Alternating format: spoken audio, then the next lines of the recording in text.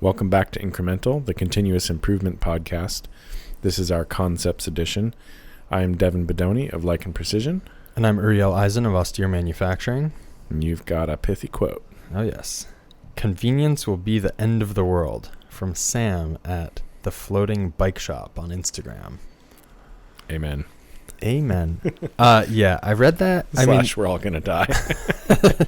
Well, yeah, so there's a really interesting podcast. I forget who it was by. I want to say Radiolab, about a designer who was basically, his whole mission was to not design interfaces to be easy to use, but rather to optimize them for like really efficient use. And he had the analogy of a bicycle versus a tricycle, where a tricycle anyone can get on. Yeah. It's really easy, but they're not that useful. Like, you can't go off humongous jumps. I mean, I guess I can't either way, but their maximum usefulness is much lower than a bicycle, which is much harder to learn. And most things are we tend to optimize for the other end of like, let's make it really quick and easy to figure out, rather than like in the long term, how powerful can this be? He also designed a keyboard that was like 5 buttons, so you never moved your hands and you would just press them in combination. You can imagine learning that would be a bit of a nightmare. Sure. But then your typing speed is way faster and like fatigue is down. And yeah. So it's not really about efficiency. It's about like ultimate capacity, kind of. I think there's many ways you can evaluate it, but we tend to just do it on the like, how easy is it to get into? Or just generally, I mean, there's also the conversation around like data and like you hit that I agree button because it's really convenient to have your, Amazon talk to Google, talk to whatever else, and all share your data. Yeah. That maybe you don't want to share, but we all smash that button because it's convenient. Right. I feel like this whole lean thing is kind of a constant. Well, I guess the like optimization versus standardization falls into this, I guess you call it a heuristic a little bit of like, because like the more you standardize, generally speaking, the lower that like potential capability is for any one project, thinking about certain things. But the better it does many, many things. I don't know. It's like, we've gone over this many, many times. Right. But, and I think oftentimes in designing these systems, I am optimizing for convenience, but it's making me think about what I'm leaving on the table, I guess. I think there's a few different ways of looking at this quote. I mean, the other is just that like the fact that we are sort of intentionally taking time away from doing the work to fix the way we do work, that is making the inconvenient choice of not doing work. True. For ultimate capacity and efficiency. Yes. And the tendency is just to get in there, get through your work, be done, and leave. And it's it can seem very, silly or just not desirable to stop what you're doing and take like 45 minutes to develop some new method. Yeah. And then I also think inside those methods, like the more we're doing this, the less we aim for like the quick, easy answer of how to do certain tasks, because you realize that there's all these downstream effects of the way we do things. And that if it reduces the chance of failure, that like depending on the task, it might be worth a little bit of like to pay a time penalty or just, I don't know, like, I guess I'm thinking like inside, like assuming that you do take the time to optimize. Right. I just had this moment of like, am I stopping to create a bunch of tricycles in my business? Right. Like I see what you're saying. I think there is potential when you're playing that standardization game. Yeah. To make a lot of tricycles. And like, I think that's correct. And it might work really well in like, if the goal is efficiency in the business and like, you kind of know where your boundaries are and what you're trying to achieve, an army of tricycles might be what you need. But it's good to just have that gut check moment of being like, what am I going for here? Because it is easy to be like, I'm going to optimize this to be faster because I'm wasting my time on it. Yeah. Versus thinking through like, maybe I need to optimize this to be slightly faster, but also maybe we need to make a 5-finger keyboard here because like that's truly what the business needs at the end of the day. Yeah, and I think A3 is kind of the answer there in Sure. identifying like root causes, and then also identifying which aspects are really important to the business more widely. Yeah. But I mean, in some ways, like, yeah, that is a funny thing. I feel like a tricycle is exactly what Toyota is going for in a lot of places. Mm-hmm. But it's worth thinking like, is this the place for a tricycle? Right. Because the other thing about a tricycle is you're much less likely probably to like, you know, fall over. Right. Right. Like when it stops and falls over and Right. I don't know. Yeah. Can I take 6 tricycles and put something heavy on it? Yeah, this also makes me think of like, you know, core competency of the business. Right. Right. Like what is your core competency, and do you need a higher risk, higher potential, higher learning curve?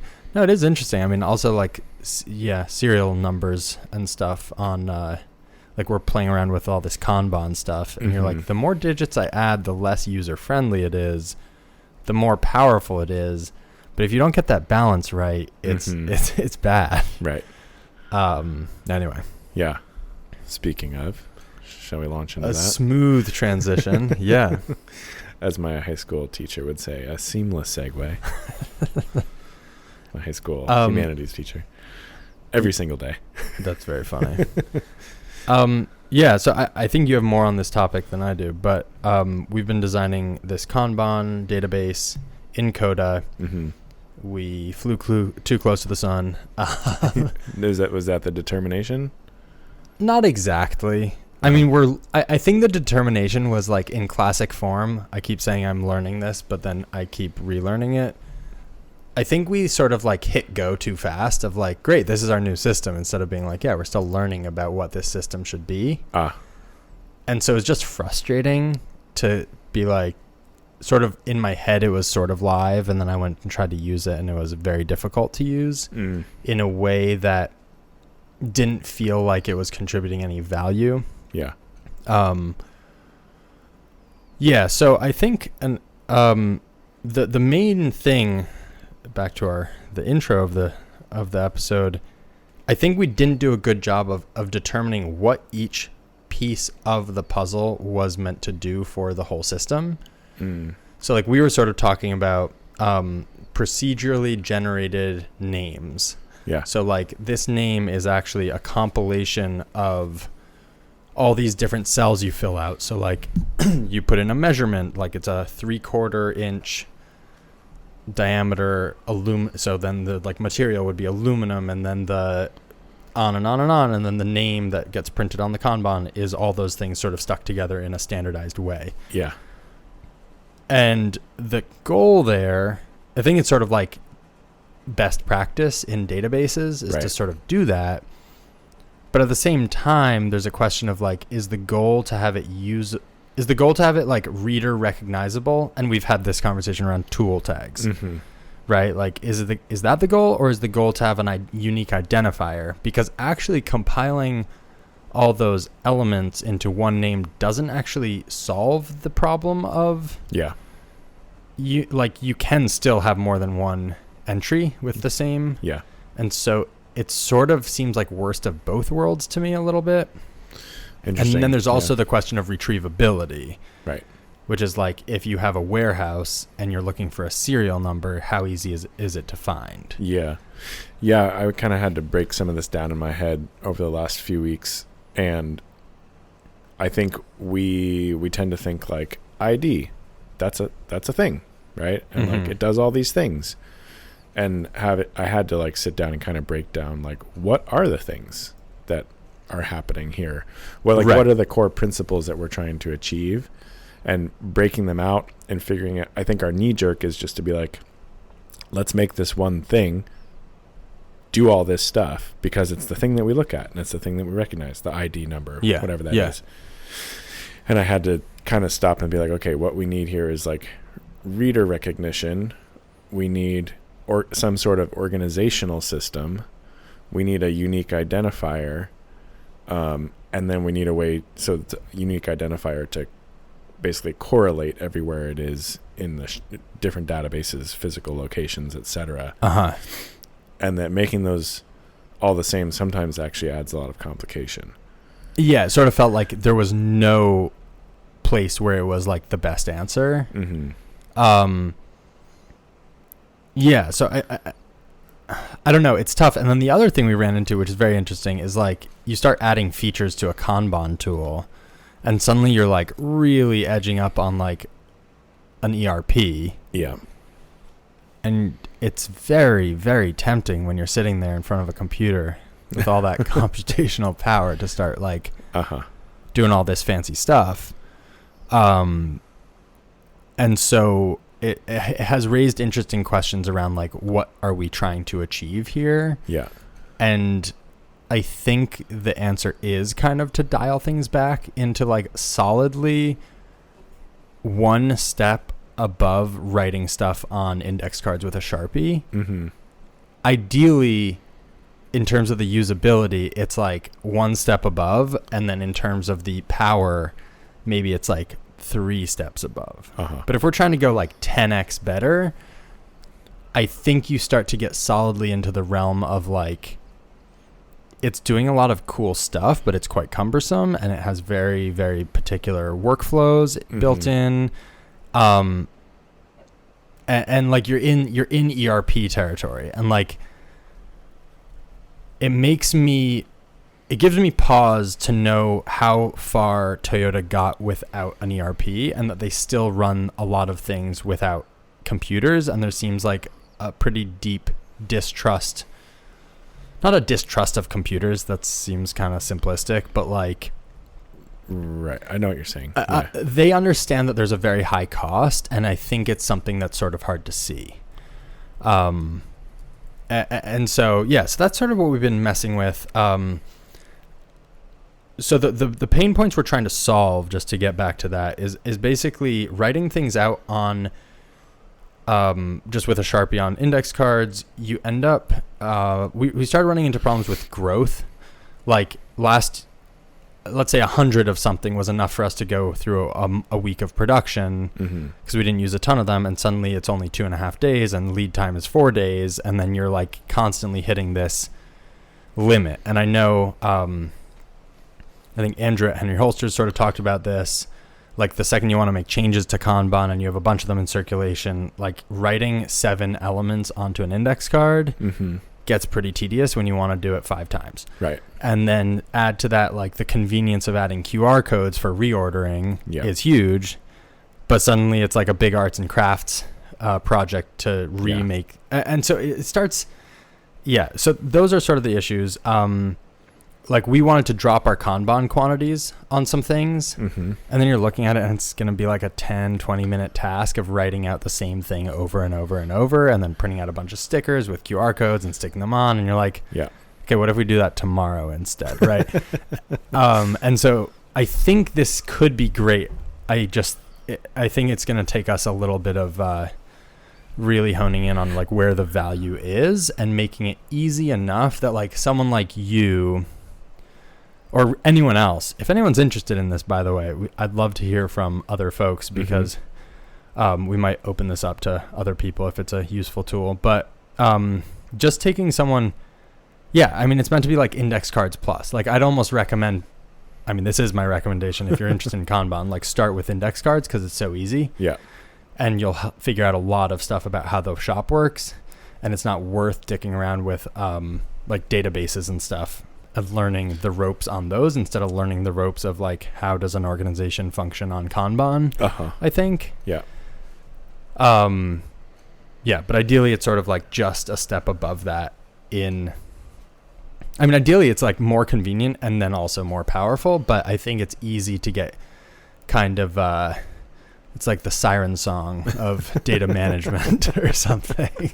Definitely. And then you're sunk. So we're still a little ways out from this, but definitely seeing the writing on the wall that we're going to have to transition to some sort of digital back end for Kanban in our shop.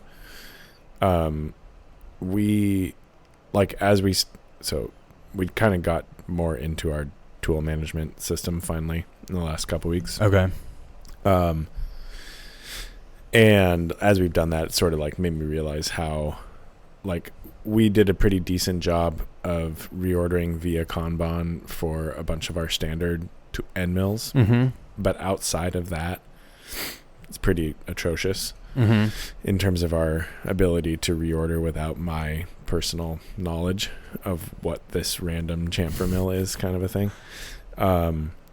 And now that we're really trying to like make it so that there's nothing, more or less nothing in the tool drawer that doesn't have an ID and an associated Kanban, it's like, wow, that's a lot of data entry, but maybe more importantly, it's like we're now going to be having a data flow from CAM through to the shop floor, and we need a simple, smooth way to make that transfer happen easily. And I think that's going to be much better to do via the computer than trying to hand somebody a note, or having I think like you're saying, like having somebody have to write all of this stuff down every time they do it is going to be a problem. Now the counter argument, and I'm not arguing for this at all, but I think this is the part that's easy to miss, is I've spent so many hours at this point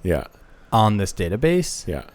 I could have written out like a small room full of Kanban cards manually. Right. And somehow in my head that gets classified as like learning a new tool and like the potential upside of automating a lot of these other things. Yeah. And so I'm not exactly like, I'm not arguing against doing that. I think it's just like, it's so easy to miss that somehow. Totally. And then if you don't get it right, I don't know. I think it's like one of those things. Like I would like to stick with it. I just for my shop, I'm concerned about like compliance isn't the right word, but I'm concerned about it actually happening. 100%. Yeah. I think like you probably do need, I mean, okay, I'll just speak for myself. I think the usefulness, like I do think that it is correct that all the hours I've spent on learning this tool are going to be useful. Yeah. It's just so easy to get drawn into a fancy thing. Yeah. And make it too fancy, and then it sort of works and sort of doesn't work, and I don't know. It's there's a high cost that somehow, it's not exactly like confirmation bias. It feels like there's some bias in us evaluating how we've spent time that has some, like, it's like, there's some validity, right? Like there's definitely like a limit to how good you can get at doing hand Kanban cards.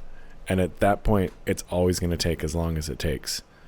Whereas if you create the system, you can potentially like push that floor near to zero. Yeah.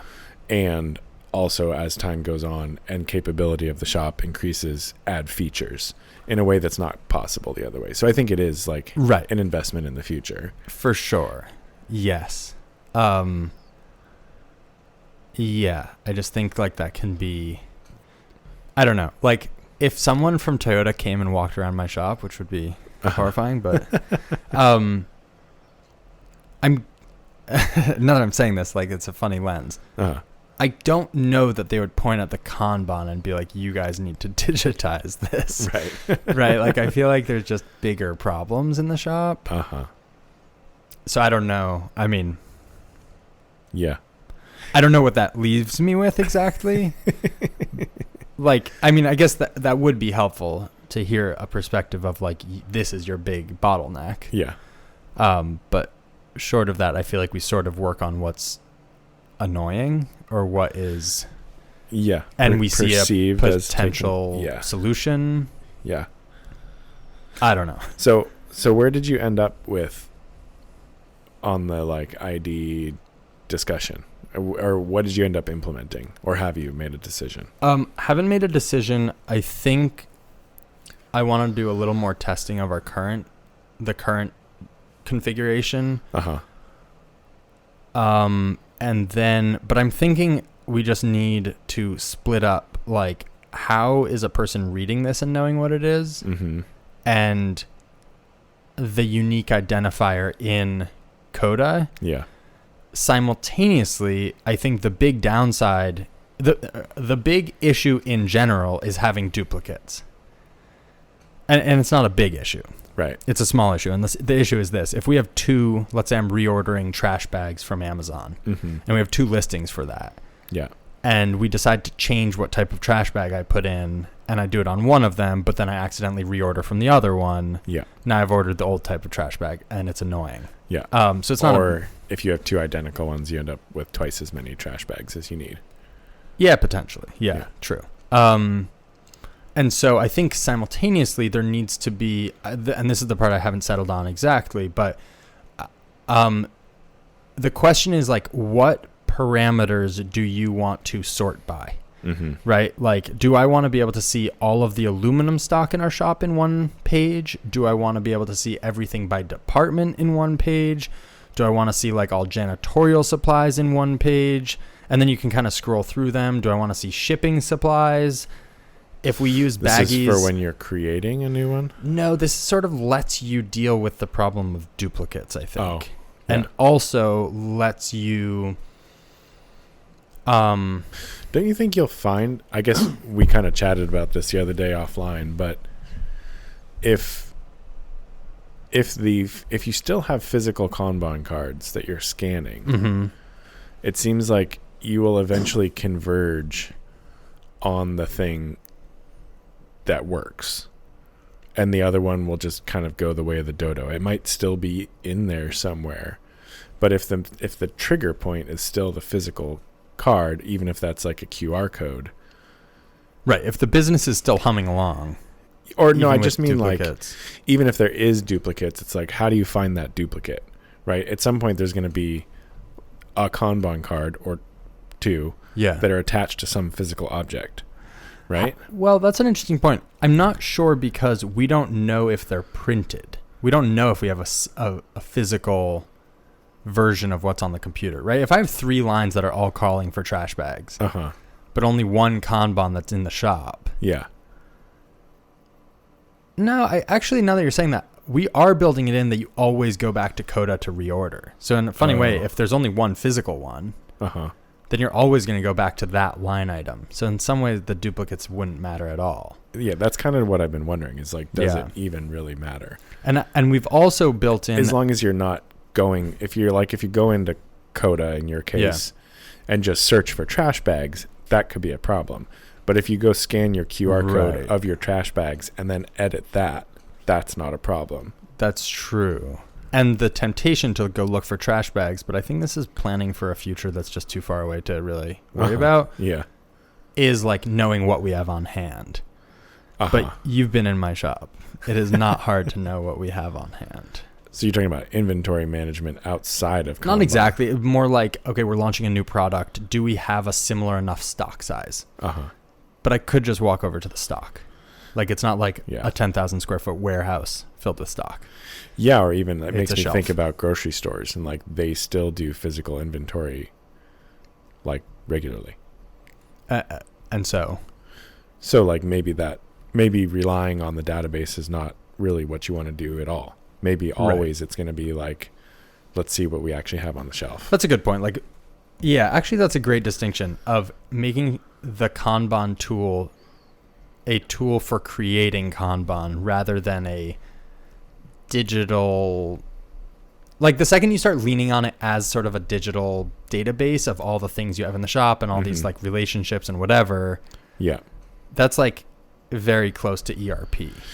Yeah. Which is tempting. Like, you can do things like knowing the cadence of a reorder and then flagging it and being like, hey, last time typically you reorder this every 2 weeks. Now you've been reordering it every 3 days. Sure. Do you want to adjust your quantity?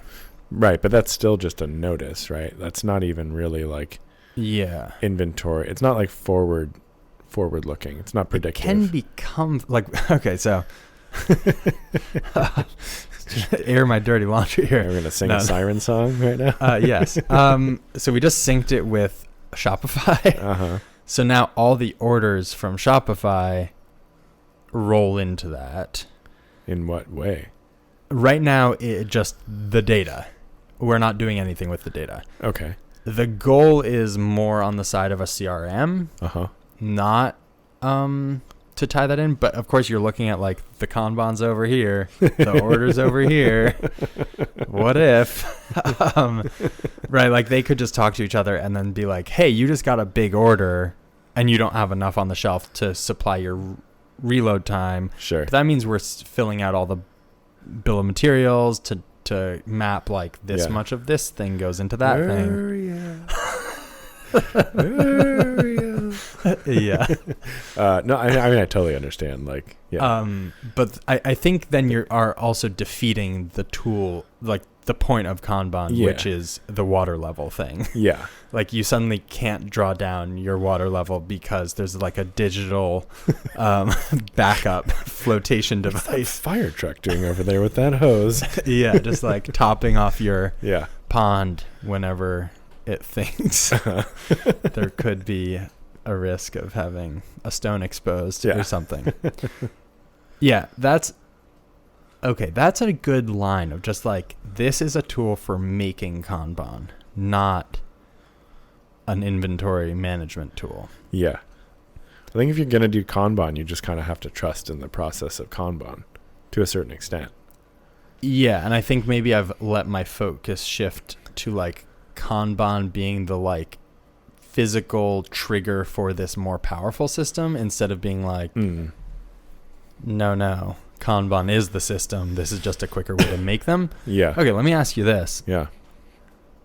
We just eliminated, we had 2 QR codes on them. Yeah. One that took you back to the database and one that took you to the, like if you're buying on Amazon, it was a link to that listing. Yeah. So you could place the order. We just eliminated the web link because my thought was you'd scan it at our reorder station. Yeah. It would pull up the Coda row. And then you'd click like order. And that way we are capturing the data of when items are ordered. And then we have a timeline of when they're ordered. Yeah. Also, because you'd always have it open, if you ever wanted to make edits, it's right there. Yeah. So like adjusting the quantity, realizing that link, that listing went away. And so now you have to get a replacement. And these are things that have happened to me. Yeah. But you're kind of mid-flow, so you're like, okay, I just found like new shipping labels. Yeah. I'm ordering those. I don't really have time to get that back on the Kanban. What do you think of that? I think that's great. My friend who I've been working with on our future Airtable base and theoretical eventual someday has a great point about maintaining touch points throughout your process, because the siren song of automation is like, it just does everything perfectly. Right. The reality being that it usually does 95% of everything perfectly, and figuring out where to stick your touch points in to catch that 5%, and then also having an easy place to make edits, because this is it's like, you're not Microsoft. You're not going to order the same toilet paper in pallets for the next 10 years, right? Like you are very much making changes on a daily basis. Yeah. And so maintaining a simple, easy way to make edits and just a point to be like, is this actually what I want to order? Is this the thing? Yeah. It just feels like, okay. So you're sort of... I'm very pro. Very pro. I think that's a great plan. Nice. And you might at some point decide it's annoying, but I think in the process of deciding it's annoying, you will have probably found a lot of problems and fixed them. Yeah. And hopefully by the time you're fed up with it, it'll be a better system. Yeah. Or maybe you won't. And maybe it's great to have somebody who goes in there once a week or on the daily and says, does this all scan? Right. Right. That's true. 'Cause then we're always testing, going back to the database and making sure things aren't broken in there. Yeah. And just being like, are we supposed to be ordering like $700 in toilet paper? That doesn't seem right. Why did this thing get clicked 7 times or whatever the case may be? Right. Hopefully that doesn't happen. But my experience is that kind of stuff happens. Yeah. More often than not. Yeah. So that's cool. That's what I would think. Yeah, so that's kind of where we're at. I think we're going to make like a recognizable, like free text field for the name. So as the operator, you're just like, this is what I call it. Mm-hmm. That obviously can have issues of like under-defining stuff, but I think people are smart enough to figure that out. Yeah, also like I've been messing with this a lot, and I'm not sure how this would work in Coda, but generic prompt templates. So like this is actually like having sort of like gray text and then you start typing. Well, in my case, like it's not gray text, it's populated, and then you alter what you need to. This is actually one of the things for next week, but in my CAM templates, I have started pre-populating the name of the program with like program name, operation number, so that it's a prompt for me to always write it the same way. Right. It's something that I see so I don't forget. And then if a program flows through to the shop floor with that, that's a immediate flag to be like, someone wasn't paying attention here or missed a step. Interesting. Go back and double check that everything is correct. And so it literally says program name, operation number, or something like that. Yeah. Or sorry, part name, operation number. Right. It could say whatever, but I'm finding that to be really, really, and it's not the most efficient, right? Like the grayed out text version would be perfect. That's maybe something I could have figured out, but right now this is just like, this just works and holds me to some level of consistency. So maybe you could do that. Yeah. Where it was pre-populated in Coda, where it's like that. Has the variables that you want to see. Yeah, because that the biggest reason to keep a like a whatever derived name from a bunch of other cells, in my mind, was that standardization of like the order of how we name things in the shop. And that order isn't super critical, but you'd get used to it and know that it's like the dimensions, the material, the color, the general description, or something like that. But it also is not unified, and sometimes when you stick in something that doesn't fit, it ends up looking like gobbledygook. Yeah, that's the issue. Is like that assumes a complete knowledge of all the everything you might want to write. Yeah. And then you're just like, I really just want to write like wooden stump that we keep in the corner for I don't know what, right? And it's like, I don't know. Yeah, I think that's where it's like that prompt needs to be the minimum required information. Yeah. And you can always elaborate on that. Right. But when you're coming from the other direction, from the derived, you have to start with the everything. And you can't really dial it back to the minimum. Yeah, I mean, it was set up that you could just leave fields blank. And I think that was how I was sort of messing it up, is I was trying to force. I thought it's like a form, so you fill everything out, and your temptation would be to be like NA, but it's like not NA. It's just like, the color doesn't matter. Just don't put a color. And it dealt with all that. But then I don't know what the point of it is. Yeah, and then they're not standardized anymore. Yeah, either. And so it's kind of like, just do free text. Yeah, interesting. We were dealing with this as well, trying to figure out how to name our jobs and work orders in this future Airtable base. Yeah, because it was the same thing. It was like a file ID from paperless parts combined with a date, combined with a customer, combined with a part number. But obviously all of that fully written out is way too much for anybody to read. So then it was just this like weird letter number combination that's like 9 digits long, and I'm like, this isn't. It's not useful. If I sit here, I can figure out what this means. Sure. But if I go tell somebody like, hey, will you pick up job 16, like that's not functional. Right. So yeah, getting back to, but you still needed to figure out some kind of unique ID. We're still in the process of figuring this out. I think we're actually going to kind of, and I think we talked about this as well the other day, revert just to purchase order numbers, which also are not very easily readable, but they are unique. And they track through the entire rest of the job management process, and they track through to our customers. So that I think is beneficial. Right. Anyway, it still ends up being not superhuman readable, but it has, I think, more function. Yeah, and I think that speaks to the fact that if you want it to be human readable, then you have a certain set of issues. If you try to fix those issues, it starts to not be human readable, at which point, like, just do the thing that's not human readable. Yeah. And also have a different way of identifying those things that is human readable. Yeah. Which tends to be the way people communicate on the shop floor anyway. Mm-hmm. Right? It's like, oh, are you doing that one, like, the for those people? And everyone knows what you're talking about. So, like, how do you sort of harness that with maybe a little bit more rigor or something? I don't know. It's challenging. I don't know. I think, and that's kind of something we came to with our tool IDs was like, we need to, right now we have an ID and then we have a description. Uh-huh. And then you're right, like the temptation is to make all the descriptive stuff part of the ID number. But right now we just have it written out. So like if you want to double check that 235 is actually a 1/4 inch 3 flute with a 1 inch length of cut, it's all written there. Gotcha. For an individual. Yeah.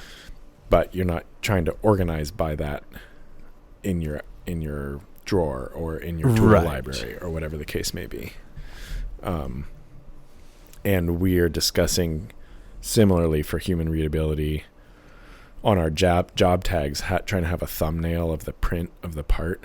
Ooh, I like that. Because so often the ultimate. Yeah. And this was kind of forced upon visual us. Controls, basically. Yeah. For years we did work where, because we were working with other small companies, oftentimes the part name or part number, quote unquote, was descriptive, right? It was like, this is like one of our customers does kite foil stuff. He's like, this is the Kraken adapter, right? And you can be like, oh, the Kraken adapter, that's the one that looks like this. Yeah. And now we're getting a lot of like, this is 586-2342-001-A. And you're like, no idea what. Yeah. Yeah. That doesn't mean anything to me. So putting thumbnails on, I think it's just going to be kind of critical, right? I mean, that sounds like the way to go. And you're going to have a few where it's like you have 3 variants of the same looking thing that doesn't really show up in small, but that feels like a super edge case. Yeah. I haven't figured out how to do it yet, but I think it'll be, again, just come back to this concept of separating out organization versus readability, recognizability, and like when they should be the same and when they need to be kept separate, because you're just screwing the pooch trying to make them better or make them one. Yeah. Speaking of screwing the pooch, I realized that when I first did our tool IDs, I was trying to be clever. And so I was like, we're going to do pretty much random for end mills and drills, but with my standard taps and my standard drills, I want to do it in an organized fashion. So I did like, what was it? It's like a 910 is a M4 form tap. And I was like, but we're not going to have a standard, like, say, helical flute cut tap. Right? We don't have that right now. Yeah. But I'm going to leave a spot for it. So it's like a 910 was the M4, and then a 915 was like whatever the next an M5. Right. And now we're trying to organize our drawer, and I'm like, okay, so we have to leave 3 extra spots right now? We don't. I mean, we can fill it in. Okay. But with what we have right now, we have like effectively like 50 ID numbers. Spread across like 200 or 400 numbers? No, sorry. We have like 10 ID numbers spread across like 50. Okay. And most of that's going to be empty space right now.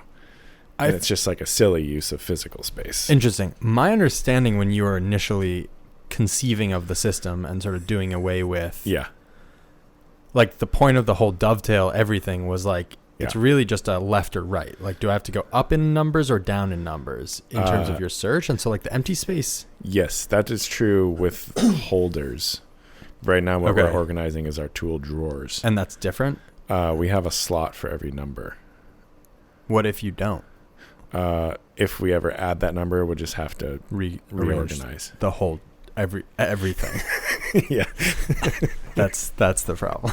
So I mean, I guess we could just make a decision to delete those numbers as options and say that we go from 900 through 950 in increments of 5.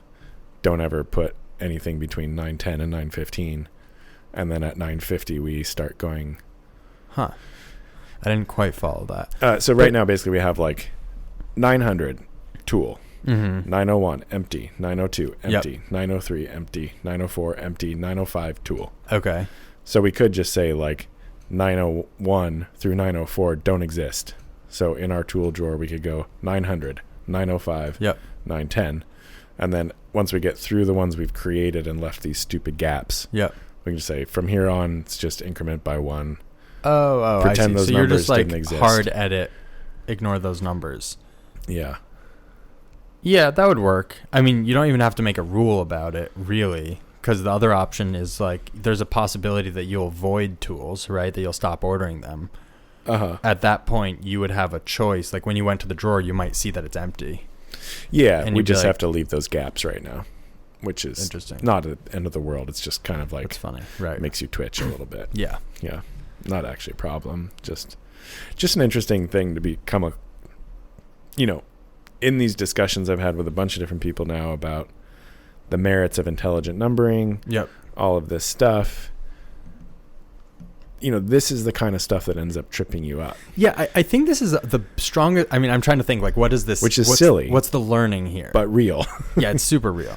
I feel like the learning is back to the concept of, like, iterating, right? Like, if you're like, there's no way we're going to get it right the first time. Let's do, like, let's do some war games in our lunchroom. And we're going to come up with a scheme, and then we're going to be like, okay, today we're going to arrange our tool cabinet in this imaginary playland. Yeah. Like, this is the problem with things that have a high cost to changing. Yeah. And, I mean, obviously it's not going to, like, end you or the scheme. Like, it's not a critical flaw, luckily. Right, yeah. But, like, I think that's the only thing that we can do is like that should chip away at your confidence of like coming up with a good scheme without testing, without going to the proverbial Kanban. Yeah. Go and see. I mean, which is just so hard because I feel like, I don't know. I had a funny argument this last weekend. Not really an argument. It's a friend that we like to argue with each other, / get each other's opinions. And he's a very close friend of mine. Yeah. And he was like, he wanted my opinion about buying a car. Okay. Proposing, getting an electric car, all this different stuff, savings on gas for saving, repairs, all this kind of stuff. And I was kind of like, I don't know, man, like take the measurements. He's like, well, I think this is what I'm doing. And I'm like, well, I think you should log your mileage. Like you're saying things that are maybe contradictory. Like in one sentence, you're saying we don't really use this car. The next sentence you're saying when we use this car, I feel unsafe with my kids in it. I'm like, but you just said you don't drive your kids in it. I think you should log your mileage. But he got like really personally offended that I was like doubting him. And I was like, it's not you, man. It's all of us. It's everybody. Right. It's like this. It's this kind of stuff where I'm like, oh, I know how I use my tools. I'm going to think through this thing and this will work for us. And then I'm like, oh, I don't know, Jack. Yeah. Totally. It's like every single person everywhere. Yeah. It's remarkable how kind of bad a sense I think most of us, probably all of us, actually have about the systems we engage with on a daily basis. Yeah, I've started saying this thing, which is honestly probably obnoxious, but in my head it's sort of like funny, which is like, that's a good hypothesis, right? When someone's like, I think it's like this. And you're like, because I feel like often you end up with an argument of like, well, I think it's more like this. It's like, the fact is neither of us know. Yeah. We just are sort of like comparing, having a bit of a pissing match of whose like intuition is better or something. I don't really know what it is. Anyway, I like that. There are just hypotheses, and it's like that might be right. I'm not saying you're wrong. It's sort of annoying, but it's kind of great too because you're complimenting somebody without, right? Like you're like, it's a little snarky. It's definitely snarky, but fundamentally, like, it's hard to get upset about that if you're like, that's a great hypothesis. Right. Now let's go test it. Like, you came up with something amazing. It may or may not work. Or be true. Yeah. Anyway. I have a little something on a different topic. Yeah. Let's hear it. Around burnout. So the holidays were kind of rough. What's like that? Holiday. Never heard of it. Yeah. So around the holidays, like just leading up to it was pretty intense, worked really hard. And then the holidays weren't that relaxing. I mean, they were super nice, but it's like event to event to event. Yeah. Family gathering to family gathering to cooking to hanging out with friends, all good stuff. Yeah. Anyway, so coming out of it, I've been reading a bit about like the causes of burnout. Yeah. And one that jumped out to me was about like feeling sort of like up to the, like that you were doing a good job at your work. And I was kind of realizing that I spent a lot of time kind of thinking about like, what should we do? What should the company, like, what are the projects that kind of need attention, need to be moved forward? Yeah. And if you sit down for like an hour, it's pretty overwhelming. Yeah. Like the number of things that quote unquote have to happen and should happen like this week. And then you're like, okay, but I don't have the hours for that. And we've had that conversation, but I think I've not developed good systems to have realistic target setting, and the result is the end of every day is basically like me having disappointed myself in like what I could get done. And then over time, I feel like that has sort of led to a feeling of like not being up to the challenge. Yeah. Because you're just like, oh my God, I'm like really not getting much done. And so much has to get done. Yeah. And so the first thing I've started doing is having one list of stuff that if it like goes on that list, it's going to happen. And obviously I can remove things from that list, but sometimes I like a daily list or on like a rolling list? It's just a rolling list. Like if something goes on there, I'm going to do it. And that has sort of dealt with the problem of constantly running through mental lists of like, I have to do this, and that, and the other thing. And I have to remember whatever. So just to like deal with some of the mental load. But then in using that, I'm just still realizing that like tying those items and those goals back to hours in the day or hours in the week is sort of an essential part because, for example, I mean, sort of an ongoing joke about like product development, right? And it's like, if I don't have time set aside every day or every week or every month, then like at the end of a year, like it's silly to look back on it and be like, I can't believe I didn't make more progress on this thing I gave myself zero time to do. Yeah. And I think, anyway, so I'm trying to like, so I've started using the calendar more, but I think like the time boxing thing sort of speaks to that a bit, but I think I want to be like that really was helpful for the day. I think I also want more of a cadence for like a week or something so that I know I'm getting to the big tasks that really move the needle. Yeah. But it's really easy to get in and start firefighting. Yeah. Dawn to dusk. Yeah. Especially at this time of year because dawn is late and dusk is early, so not that many hours. Yeah, I think that's pretty key. I kind of fell off the time boxing thing same for a little bit, and I've just recently picked it back up. And yeah, it's very helpful. Yeah, super helpful. Super helpful. I think the thing I'm not doing, which I need to be doing, is like part of that exercise is being like, yeah, that thing doesn't have room on my day. Yeah, 100%. Like it just doesn't. And like maybe that means sending an email that I don't want to send of like, hey, I'm excited about this project, but we just can't take it on right now. Yeah. Maybe that, like, whatever that means, I think just not dealing with that and like skipping from thing to thing of like who is the loudest and what is the squeakiest wheel. I think also being realistic, like what's the classic, like people are very good at people overestimate what they can do in a year and underestimate what they can do in 10 or something. Oh, interesting. Is that the saying? I don't know. I've never heard it, but I think it's kind of the reverse on a day. I think people are really good at estimating like a project that's going to take an hour and a half. They'll be like, yeah, I think that'll take an hour and a half. When they think about a day, I think they always overestimate what they can do. Yeah, I think, or at least I do. Yeah, I think my issue is I don't think about the time at all. Yeah. I just run through this big list of like, these are all things I need to get done. Right. So I'll do them today. So I have found it just be so helpful to be like, okay, programming this part. Yeah, that's going to be an hour and a half. Okay, then I need half an hour to do these admin things. Oh, that's lunch already, right? Right. And then, I mean, those two things weren't lunch already, but it just breaks down your day into like, oh, this is what's actually feasible. Yeah. And if you're unhappy with that, that's a different conversation. Yeah. But I think what I've been doing for the past, I mean, things have just been like, these are all good problems. Like, it's like a lot of opportunities and a lot of people being like, hey, can you do this? Can you make us this? Can you whatever? Yeah. So it's all good stuff. But then I've just been kind of taking that on. And then there's the side stuff of like, do we hire? Do we move? Do we buy another machine? And that becomes a big, like, those are all huge projects. And those I've sort of just piled on top. Yeah.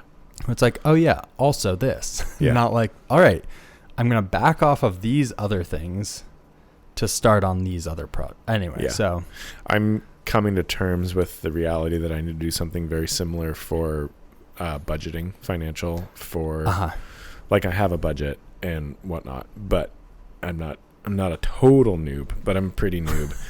And historically I've kind of been like, this is roughly what we spend. Look at the bank account. Okay, we need some stuff. I'll buy this thing.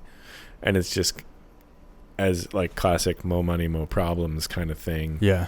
Now that we're spending a lot more every month with a new space and another employee, and our general just like spend on materials has gone up and stuff with the kind of projects we're taking on, my like gut check on the bank account is not really reliable at all. Interesting. And so I'm realizing that, well, one, that part's not reliable, and then two being we do actually need to make a bunch of capital investments this year in different things that are not just like lunch money cost. And so you need to start setting aside cash for that on an ongoing basis. You're setting aside / having a schedule and like some kind of like a trigger point that's like, okay, this is what things look like. Yeah. Here's, when you've got this much in the bank and this much in receivables and this much coming down the pipe, that's an okay time to do this. And, or even just allocating a certain amount per month which is kind of the same thing. Yeah. And like not actually spending anymore if that's been spent. Right. That's a great, I mean, I guess the two are sort of very, very similar, but like, it'd be like getting to the end of a month and trying to buy another CNC and being like, we'd have no money in the bank. When it's like, yeah, you weren't setting aside money. Of course. Yeah. Like similarly, like you have to work on these projects or you have to set aside money. And like that it kind of has to be proactive. Yeah. As much as it pains me to say. Both of them are kind of like very detrimental to not be, because similarly, very good analogy. Like buying the little nice to haves because they're urgent. Yeah. Even though they're not that important. Right. And then you can't buy the important things. Yeah. Yeah. Anyway. I know that one. Yeah. I mean, it's just tough. And like, it's been very interesting to read about. And like the nice thing is like most things, you're not the first person to experience them or do them. So like there's actually just a lot of resources out there if you're willing to put in the work of actually doing them. But yeah, good headway, enjoying some new systems. I'm sure there'll be adjustments. Absolutely. And with that, thank you everybody for listening, coming along. Please don't hesitate to write and reach out if you have thoughts, questions, if you want to tell us how to do Kanban better. Please. Yes. Etc. You can find me on the internet at likenprecision.com, on Instagram at lichen_MFG. You can find the pod at incrementalCI. And you can find me at austere_manufacturing on Instagram and austeremfg.com. Also, we have a Patreon. Please consider supporting the podcast. Indeed. We will talk to you soon.